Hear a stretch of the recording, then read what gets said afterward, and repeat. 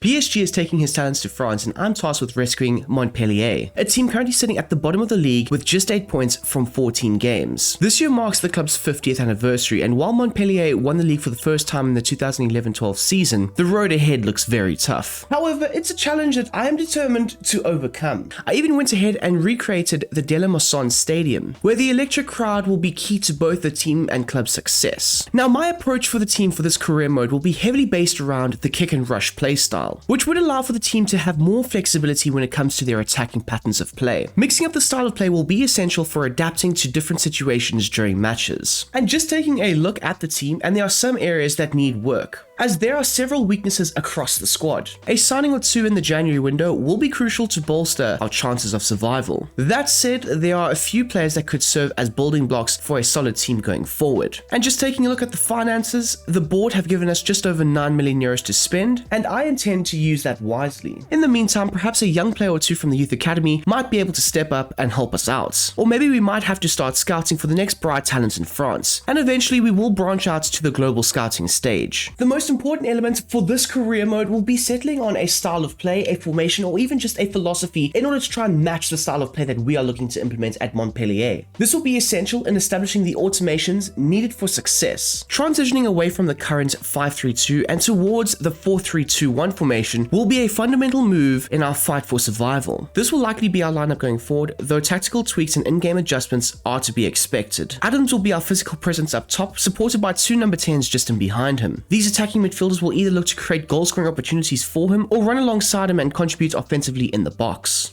Our midfield will be the hardest working in the league, with 2 box-to-box engines and a chief creator pulling the strings from central spaces. This trio will be supported by the fullbacks in the wide areas, while the centre-backs and goalkeeper will form a defensive line. They'll be tasked with shielding the goal and keeping clean sheets as we push for survival in the second half of the season. I must say, I am pleased with how the squad is shaping up so far. Another key issue that needs to be addressed is the expiring contracts to key players like Chotard, Seiler, Norden, and Julien, who are all set to leave the club at the end of the season for free. With the club in freefall, it's crucial to secure these players to long-term deals, generating some sort of positivity before our first game against OGC Nice. Now, taking a look at how Nice will set up, and they will be deployed in a 3-4-3 formation. Now, this can be very attacking, but it will leave them vulnerable at the back, which is honestly perfect for us because we'll look to exploit the spaces in their back line. They also play a tiki-taka style, meaning they will be most dangerous when in possession of the ball, so we'll have to remain tight and composed with our defensive structure. Now, it is my first game in charge of Montpellier, and I've got a few tricks up my sleeve. We went with what I believe was the strongest lineup for this crucial match, as every point is vital right now. Early on, we were a bit tentative, and an attacking mistake from Nice gave us a reprieve. We kept our shape, and our pressing in the central areas really frustrated the opposition, and that's where their troubles began, as we played a quick long ball down the channel into Adams, who held off his defender before laying off possession into the pathway of Savanier. The captain then played a quick 1-2 with Fayad, and the Moroccan played in Savanier, who calmly passed the ball into the back of the net. The keeper got a touch, but it wasn't enough. A few moments later, Adams was through on goal and doubled our lead. I was in absolute dreamland. But it didn't stop there, as Fayad and Savanier combined yet again, with the Moroccan finishing into an open net. Montpellier could smell blood and went for the jugular, adding the 4th goal inside a 15-minute spell of pure domination. At halftime, we were 4-0 up, and despite our lead, I wanted us to control the game more. I made a few role changes to increase our possession, and this led to a 5-star second half performance, with Adams completing his hat-trick inside the first 5 minutes of the half. As the game progressed, the energy levels began to drop, so I brought on some fresh legs and shifted our attack to the right-hand side. This decision paid off when Norden squared the ball into Khazri for his first goal in the BSG era. What a start to the series. I definitely did not expect to beat OGC Nice 6-0 in my first game in charge of Montpellier. However, despite the success, the squad still lacks significant depth and quality, and we will need reinforcements to achieve the impossible and survive. Rolling into the January window, my primary target was the young French midfielder Valentin Atangana. The midfield is the weakest area of the squad, and Atangana would be a game changer for us. After some negotiations, we agreed on a 4 million euro deal, and with no hiccups in the contract talks, Atangana became Montpellier's first signing in this career mode. He'll provide depth and potential, becoming the future of this team. The French midfielder will be a floor raiser for the side, and I'm thinking the Adidas F50s will look sharp on our new number 15. Now, we followed up our positive 6-0 drubbing of OGC Nice with an unfortunate 4-2 loss to Lyon, and in between the two losses that we experienced, we won a game versus relegation rivals Angers before losing and getting dumped out of the cup to Lyon in a 3-2 heartbreaking, heart-wrenching loss, which frustrated the board somewhat. Ouch. Despite the pressure from the board, my focus was entirely on the upcoming game against Monaco. Adi Huta's side have done incredibly well so far this season as they sit in second place. Now they will be playing in a 4-2-3-1 formation, and by the looks of it, they will also look to try and dominate possession. Now they do have a lot of quality throughout the entirety of their team, but some of their key players will be a real threat in this game. I'm looking at players like Zakaria, Minamino, Singo, Golovin on the offensive end of things, so they will be quite tough and difficult to try and deal with. So to counter Monaco's style of play, I've brought in Norden and Attengana, whilst also adjusting their roles along with Adams, Chotard, and the two fullbacks. I want a bit more drive in those wide areas, trying to stretch the play a fair amount more and open up the space in the central areas. And it's fair to say that the tactical changes paid off immediately, leading to a beautifully crafted goal. Adams drifted into the wide right space and whipped in a cross to Norden, who beat the offside trap and calmly slotted it past Cohn to give us the lead. We were in full control of the game and came close to scoring the second goal, but from the resulting corner, Monaco were able to counter against our light defense. Although they fumbled the initial transition, Balogun eventually leveled the game for Monaco, and at halftime it was 1-1, but Monaco were putting us under immense pressure by dominating possession. Recognizing the need for tactical adjustments, I switched two of the central midfielders to deep-lying playmakers to aid with the build-up play. I also set the two fullbacks to operate as false backs, aiming to overload the central areas and win the midfield battle. Both of our number 10s were also now tasked with focusing on build-up play, while the strikers' role shifted to an attacking focus. And it's unfortunate, but despite our changes, Monaco was still able to slice through our midfield and defense with ease. A slick passing move ended up with Balogun scoring his second goal of the game. However, we responded almost immediately, as Chotard in his new role collected the ball and played in Adams, who scored to bring us level once again. While the new tactics had their flaws, they also showed the benefits of being able to push players higher up the pitch in order to create those offensive overloads. As the game wore on, players began to tire, and it became clear that substitutions were necessary if we were going to find the winning goal. I made a few changes and adjustments to the tactics, with both of our number 10s now posing the real threat. But Monaco were able to combat our tactical tweaks, as they were able to sit back and absorb the pressure. Unfortunately, this led to a massive mistake, which allowed Monaco to transition against our light defense and for Balogun to complete his hat-trick, giving them a 3-2 lead. With our backs against the wall, we desperately needed a hero. Step up Attengana, who slipped in Khazri to equalize and help Montpellier exit the game with a hard-fought point against second-place Monaco. After a hard-fought game against Monaco, I had my sights set on another target, FC Nantes' young centre-back Nathan Zeze. He is a player that I want for the long-term projects in this career mode. Zeze seemed like a perfect solution for our defensive issues. Although the initial offers were rejected, Nantes manager Antonio Combare suggested a swap deal involving cash, and swapping Kouyaté and 2 million for a promising young left-footed centre-back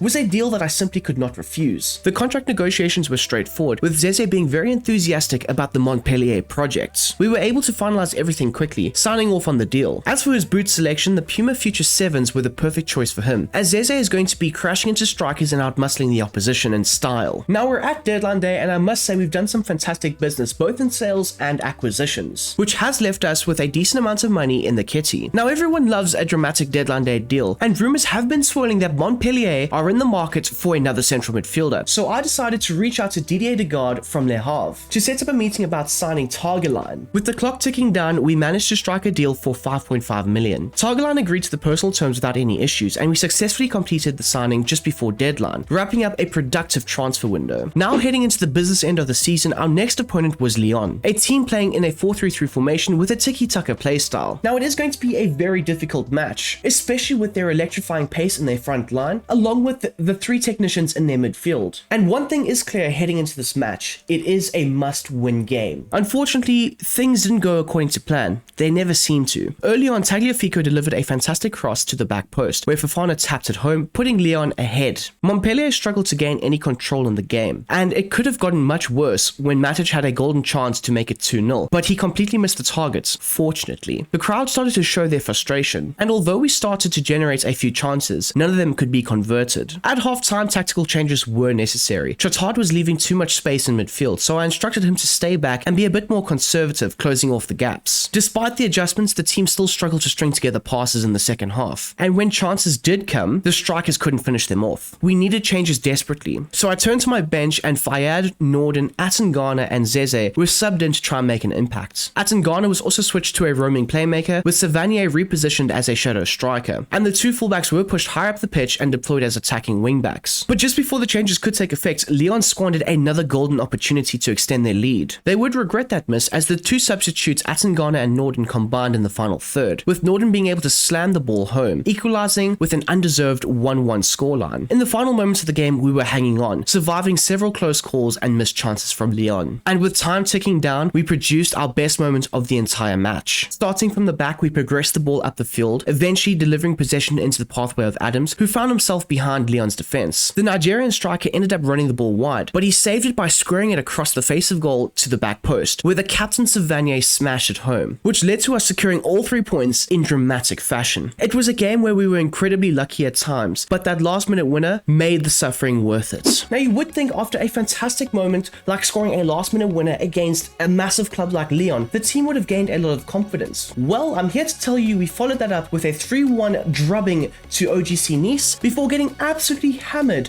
by Stade Rennais. And as a result of this, we remain stuck in the relegation zone, although not dead last, so there is some improvements, and we were only 3 points away from safety, with a crucial game against Lille coming up next. The match didn't start well as Lille opened up their account through a Zagrova goal. Up front, we squandered 2 fantastic chances, and Lille's defense proved incredibly difficult to break down at times. But a moment of brilliance came when Adams, with relentless pressing, chased down the ball and tackled the goalkeeper, forcing a mistake that resulted in the equalizing goal from Montpellier. A goal out of nothing, born from hard work and excellent pressing. In the second half, both sides created chances but failed to convert them. With the game at deadlock, it was time to turn to the bench for something extra. I replaced both centre-backs and brought Norden and Khazri into the front line, with Attengana entering the midfield. The team was crying out for more pace and penetration from the attackers, so I encouraged the midfielders to push higher up and play more aggressively when in possession, while the other 2 central midfielders were asked to drop deeper in order to try and support the build-up play. The changes immediately paid off, with the 2 attacking substitutes Norden and Khazri combining beautifully, leading to Khazri striking the ball cleanly past the goalkeeper to put us ahead. Everything seemed to click as soon after Altamari got in behind the Lille defense and scored our 3rd goal. Lille managed to pull one back with a late 2nd goal, but it was nothing more than a consolation. The 3 points belonged to Montpellier, and it was a much needed victory. That massive victory over Lille seems to have ignited a fire in the squad, as everyone was buzzing with confidence. And we went on to win 4 of our next 5 matches, all against our relegation rivals. It was an unbeaten run that we desperately needed, heading into a massive clash against 2nd place Olympique de Marseille. Now, compared to every other match that we've played, this match felt different. The team was riding high in confidence, and we created 2 early chances, although we were unable to convert those efforts. Then a low-driven cross found Adams in the box, whose movement was brilliant, and he was able to finish with composure, giving us a lead. The team limited Marseille's opportunities in the first half and looked very comfortable, but with a 1-0 lead, things can change quickly in football. So in the second half, the boys started like a house on fire, with Ferry fizzing in a fantastic effort to make it 2-0, giving us some breathing room. Midway through the second half, I made a few substitutions, and the fresh legs brought hunger and energy, leading to multiple chances being created. And eventually, our 12th man Khazri put the game to bed with a goal, taking the game completely away from Olympique de Marseille. We extended our unbeaten run all the way through until our penultimate game of the season, where we faced the inevitable Ligue champions, PSG. Now, Luis Enrique's side were playing a very similar formation to us, but they were playing a 4-3-3 flat formation. And PSG's tiki-taka playstyle has caused all of their opposition problems this season, so that is going to be another thing that we have to factor in when going up against their juggernaut side. They have a lot of players that can hurt you, but Dembele is probably the player I'm going to have to focus on the most. So when it comes to our tactics, I've decided to switch things up, implementing a 4-3-1-2 structure, altering several roles and making adjustments to the starting 11 in hopes of putting PSG on the back foot. The new formation worked perfectly, shutting down PSG's threats while allowing us to create a few half chances ourselves using our striker partnership up front. By halftime, neither side had broken the deadlock, but we had more possession than Enrique's side, which was a major positive if you ask me. And to start off the second half, I had made no changes, but 15 minutes in, our forwards linked up beautifully, only for the effort to hit the post. To compound the situation, PSG ended up capitalizing on the break, with Dembele chipping the goalkeeper Lecomte to give PSG a 1-0 lead. Chances were few and far between both sides, but none were bigger than the effort that fell to Adams late on in the game. Unfortunately, he wasn't able to hit the target and put his effort wide. wide. The match ended in a narrow defeat, our first loss since being humiliated by Stade Rennais on the 2nd of March. And despite the result, I'm incredibly proud of the fight and the spirit the team showed throughout. Heading into our final game of the season, we sat quite comfortably in 14th position,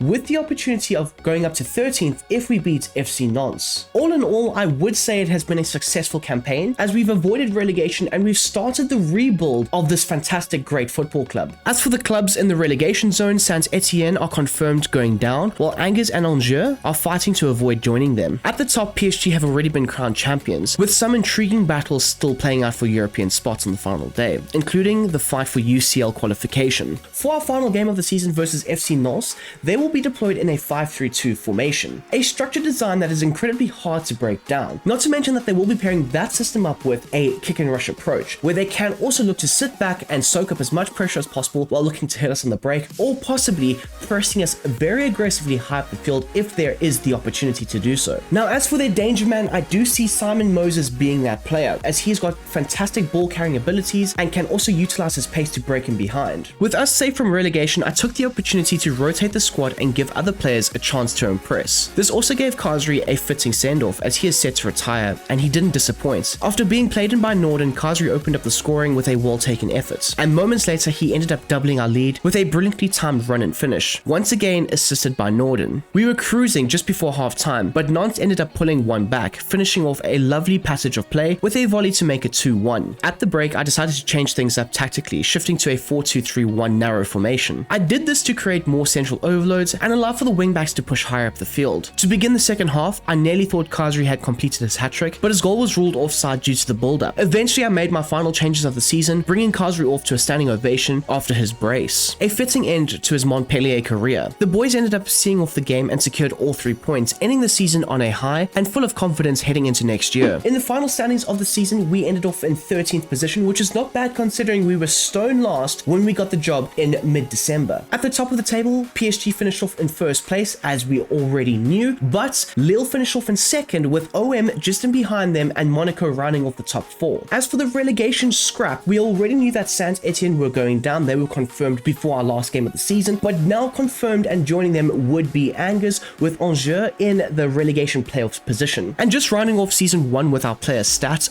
Jerome Adams was our top scorer this season, netting 15 goals and providing 5 assists, with Khazri and Norden tied for second place, with Khazri finishing on 9 goals and 1 assist, and Norden contributing 9 goals and 6 assists. It's clear that goal scoring was an issue this season, and it's something that we will look to address in the summer window. So looking ahead, I would love to read some of your comments down below. What are your transfer suggestions in order to help us try and build out Montpellier next season? If you have any, please let me know in the comment section, as well as what are your thoughts on the style of this career mode. It is something new. I am trying something different, but I must say I do like it, but I would love to know your opinion. So if you don't mind, let me know down below, and we will be back with another episode, of course, if you like it. Anyways, until the next time, until the next one, I hope you have a smashing goddamn day, and I'm out of here. Peace.